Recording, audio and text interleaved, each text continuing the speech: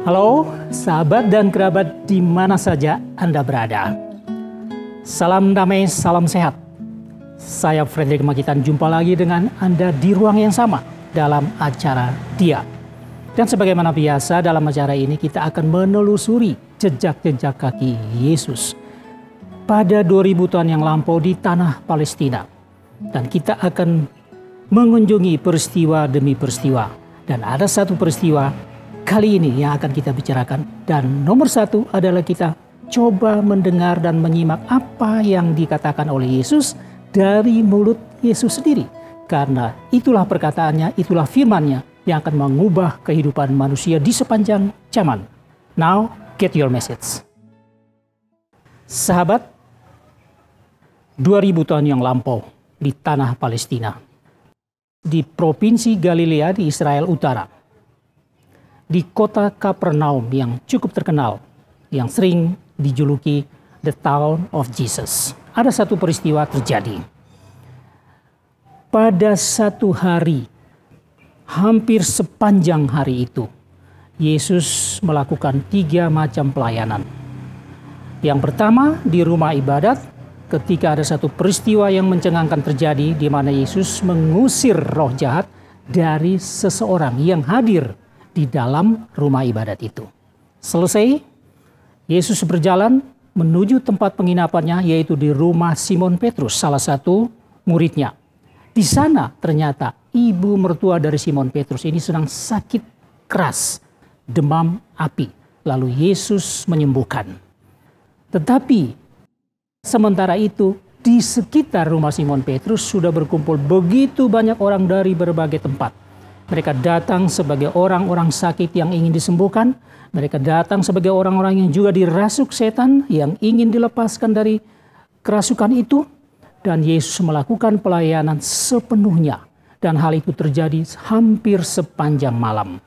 Lalu, pada waktu malam Yesus mengambil waktu untuk beristirahat, tentunya di rumah Simon Petrus. Pagi-pagi buta, Yesus sudah menghilang. Dan mereka tidak tahu, tidak ada seorang pun yang tahu. Ternyata beliau pergi ke satu tempat yang sepi di waktu subuh, di mana kegiatan kehidupan manusia belum dimulai. Saat yang sepi dan sunyi itulah Yesus pakai untuk berdoa kepada Allah Bapanya. Untuk menyiapkan diri, untuk bersyukur atas apa yang telah terjadi satu hari sebelumnya. Dan juga apa yang akan segera terjadi pada hari-hari berikutnya. Nah, pada saat itulah Simon Petrus dan murid-murid yang lain, yaitu Simon dan saudaranya Andreas, juga Yohanes dan saudaranya Yakobus, mereka mencari di mana Yesus. Pada subuh ini tidak ada, tidak kelihatan, tapi agaknya mereka tahu di mana Yesus pergi, sehingga mereka coba mencari dan menemui Yesus di sana. Lalu apa yang dikatakan mereka kepada Petrus dan teman-temannya kepada Yesus? Tuhan, ada banyak orang mencari Engkau. Ada banyak orang menunggui Engkau. Lalu apa kata Yesus? Nah, ini tercatat di dalam Markus pasal 1 ayat 38. Atas perkataan Petrus ini Yesus katakan bahwa, ayo, marilah kita pergi.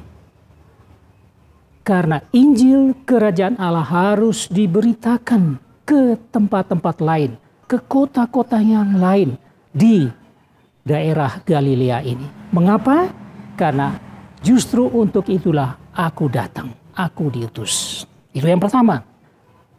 Tetapi ada juga sekelompok kecil orang yang memang ternyata mereka mengikuti, mencari Yesus dan menemukan Yesus. Lalu juga mereka mencoba berusaha untuk menahan Yesus. Mereka masih membutuhkan Yesus. Orang-orang ini tidak dikenal. Supaya Yesus jangan kemana-mana, kembali lagi ke tempat di rumah Simon Petrus. Karena masih ada banyak orang menunggu untuk dibebaskan dari cengkraman setan, tapi juga untuk disembuhkan dari penyakit-penyakit yang entah sudah berapa lama mereka rasakan. Lalu apa kata Yesus? Aku harus pergi memberitakan Injil Kerajaan Allah ke kota-kota lain. Karena untuk itulah aku datang, aku diutus. Nah, jadi inilah kalimat Yesus yang akan menjadi perenungan kita, menjadi bahan kontemplasi kita pada hari ini. Injil Kerajaan Allah harus diberitakan kemana? Ke tempat-tempat lain juga, bukan cuma di Kapernaum, kota yang terkenal itu, kota besar itu. Dan mengapa alasannya? Karena untuk itulah Yesus datang. Ini yang akan kita coba secara singkat melihat. Yang pertama-tama kita mau coba mengerti, apa sih Injil Kerajaan Allah itu? Saya mulai dulu dengan Kerajaan Allah. Kata kerajaan sudah langsung membentuk atau menciptakan satu imajinasi, satu pemahaman tentang adanya satu kerajaan. Dahulu tidak ada negara yang berbentuk republik misalnya, tidak ada. Yang orang kenal hanya dua, kata kekaisaran atau kerajaan. Nah, kita tahu toh bahwa sebuah negara atau sebuah kerajaan dia mempunyai 3 unsur penting, unsur yang paling mendasar. Yang pertama, ada satu wilayah, kecil atau besar. Yang kedua, ada pemerintahan, ya, seorang raja kalau sebuah kerajaan. Dan yang ketiga adalah ada manusia, ada populasi, ada penduduk di dalam wilayah itu yang dipimpin oleh seorang raja, seorang pemimpin negara. Dalam pengertian umum. Nah, ini 3 unsur pertama yang harus ada di dalam sebuah negara, dalam sebuah kerajaan. Jadi kalau kita mendengarkan kerajaan Allah, maka kata ini berarti memang ada satu wilayah, ada satu pemerintahan, dan ada seorang raja yang memimpin, mungkin dengan pembantu-pembantunya. Inilah, jadi kerajaan Allah juga mempunyai unsur-unsur semacam ini. Tetapi yang berbeda, walaupun Tuhan katakan bahwa kerajaan Allah itu pada kesempatan yang lain, Yesus katakan bahwa kerajaan Allah itu sudah ada, sudah kelihatan. Nah, bagaimana itu?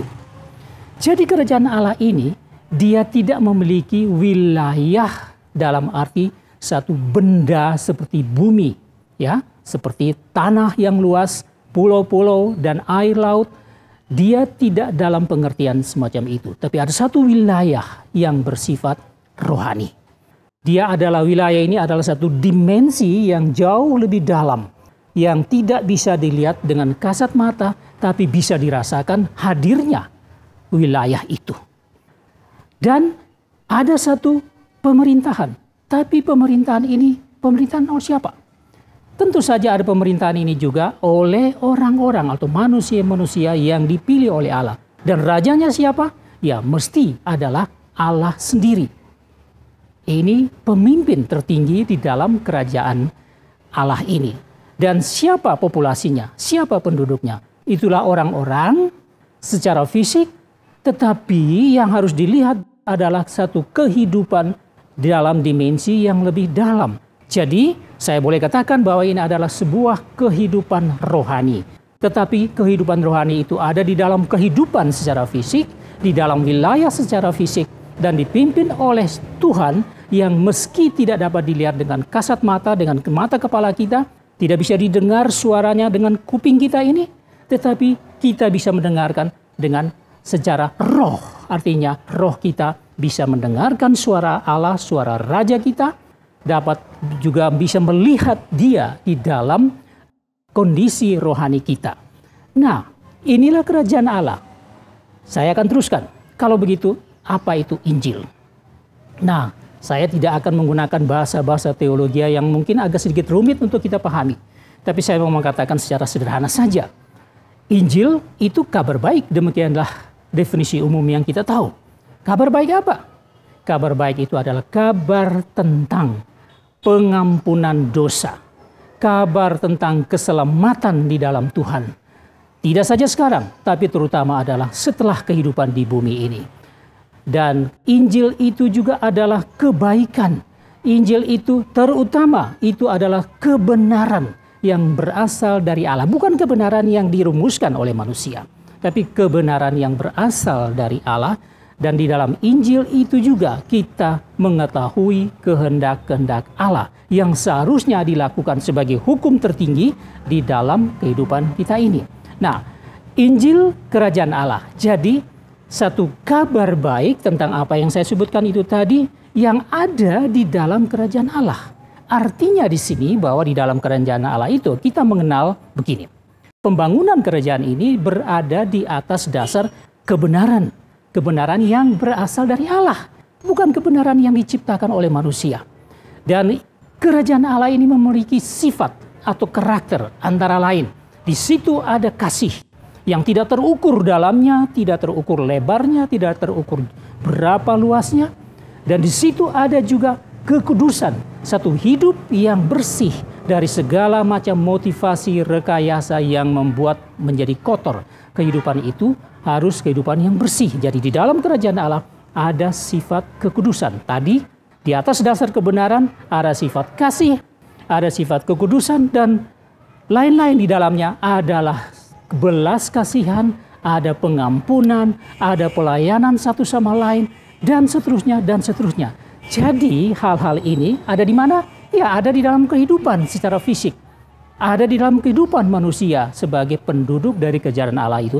Tetapi harus dipahami di dalam satu dimensi yang lebih dalam, yaitu kehidupan secara rohani. Lalu kita bertanya, kalau begitu siapa rajanya yang bisa kita lihat dengan mata kepala?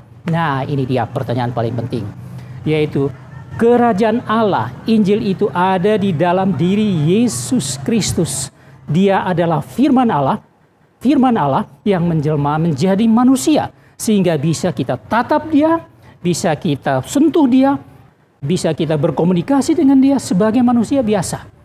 Tetapi bagaimana dengan kita sekarang? Kan Yesus tidak bisa lagi kita lihat. Dia sudah janjikan dulu sebelum ia mati bahwa dia akan, dalam Alkitab kita tahu itu, akan hadir bagi kita. Yesus hadir di dalam roh, yaitu Roh Kudus yang ada di dalam pikiran kita, yang ada di dalam hati kita, yang mendrive dan juga yang mendirect kehidupan kita. Maka kerajaan Allah ini sedang terbuka bagi siapa saja pada hari ini. The kingdom is still open to you wherever you are. Jadi kerajaan Allah itu pintunya sedang terbuka. Anda bisa masuk kapan saja by your own decision, dengan keputusan Anda sendiri, dan temukanlah siapa yang menjadi raja, Yesus Kristus itu sendiri.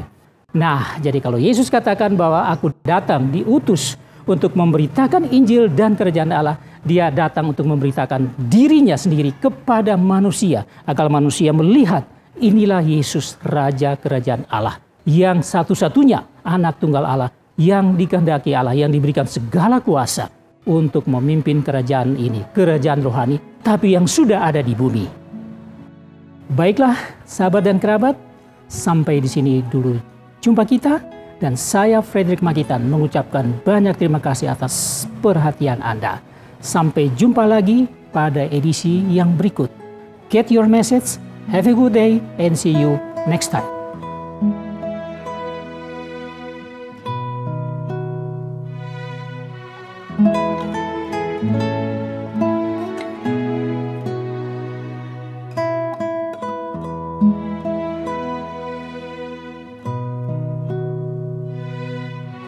Thank you.